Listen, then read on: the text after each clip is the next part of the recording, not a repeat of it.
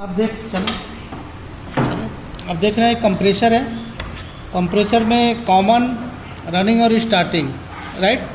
3 pin यहाँ निकला हुआ है, कॉमन, रनिंग और स्टार्टिंग।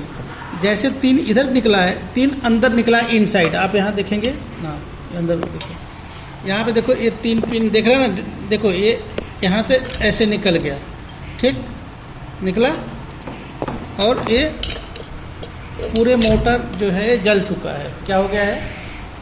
जल चुका है मोटर। एक पेज का और ले आओ भैया, आराम से निकालना,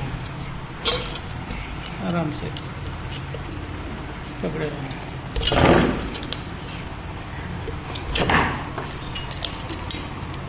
तो ये डिस्चार्ज लाइन आप देखेंगे तो जुड़ा हुआ है। कहाँ से जुड़ा हुआ है?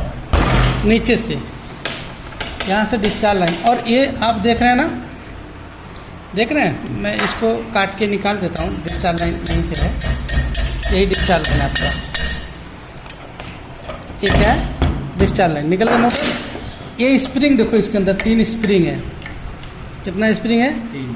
3। ये देता है वाइब्रेशन, जैसे मोटर वाइब्रेशन करता है ना, ये चलता है तो वाइब्रेशन आता है ना, तो ये माउंटिंग का काम करता है। स्प्रिंग वाइब्रेशन को मैनेज करता है। किसको मैनेज करता है? इसके अंदर और कुछ नहीं है। ये देखो 3 पिन दिया है इनसाइड। जैसे इस साइड देखो, यहाँ पे रनिंग, स्टार्टिंग और कॉमन। तो इन साइड भी इसी प्रकार से है। देखो कॉमन और रनिंग और स्टार्टिंग, 3 पिन दिया है अंदर, दिया नहीं दिया? yes, sir. और इसके अंदर, इसके पार्ट में कुछ नहीं, ये सिर्फ स्प्रिंग, रबर माउंटिंग बोलते हैं इसको। ये मैनेज करने के लिए रहता है। मोटर के वाइब्रेशन को क्या करता है? मैनेज करता है। और ये इस पर सिर्फ रखा रहता है मोटर। इस पर क्या रहता है? मोटर। जैसे मोटर चलता है तो कंपन करता है ना, तो अगर कंपन करेगा, अगर फिक्स कर देगा तो पूरा बॉडी लेके फ्रिज के हिलाएगा। सही है? तो ये वाइब्रेशन मैनेज करने के लिए, बस इतना ही। और देखो यहाँ पे एक है, ये गैस चार्जिंग पिन इसके बगल में दिया है, जो गैस चार्ज होने का पिन। इसके अंदर कुछ नहीं जुड़ा है, सिर्फ कंप्रेसर के अंदर। और एक सक्शन लाइन है इसके अंदर, कुछ नहीं है, सिर्फ डिस्चार्ज लाइन यहाँ से जुड़ा हुआ था, यहाँ से ये। अब यहाँ पे देखो 3 पिनों का जो लगाना था, ये मोटर का रनिंग, स्टार्टिंग, कॉमन। क्या था? Running, starting, common. यहाँ पे देखो कॉमन है, रनिंग और स्टार्टिंग। ये सीधा उसमें जाके लग गया था, समझ गए? ये रहा मोटर। क्या रहा? मोटर। और ये रहा पिस्टन, देखो घूम रहा है ना, देख रहे हैं? ये रहा कनेक्टिंग बैरिंग। क्या रहा? Connecting rod. और ये रहा क्रैंक सॉफ्ट में घूम रहा है। किस में घूम रहा है? क्रैंक सॉफ्ट में। और यहाँ पे रहा पिस्टन, यहाँ पे रहा हेड। मैं एक एक चीज़ें खोल के आपको बताऊंगा, दिखाऊंगा, समझाऊंगा। और ये रहा डिस्चार्ज लाइन। क्या रहा? डिस्चार्ज लाइन, जो यहाँ से जुड़ा हुआ है पिस्टन से।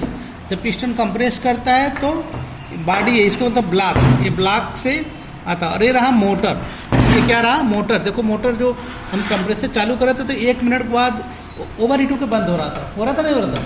तो मोटर शॉर्ट है, रनिंग, स्टार्टिंग सब एक साथ मिल गया है और शॉर्ट हुआ है। शॉर्ट सर्किट स्थिति के चक्कर में, या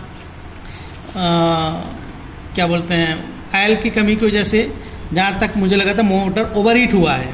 क्या हुआ है? Motor over heat. यहाँ पे देखो कंप्रेसर घूम रहा है ना, देख रहे हैं?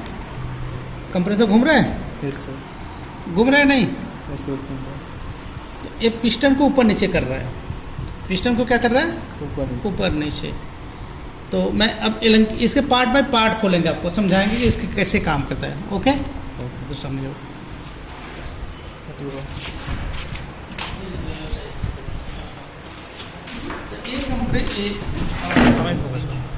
ये पूरे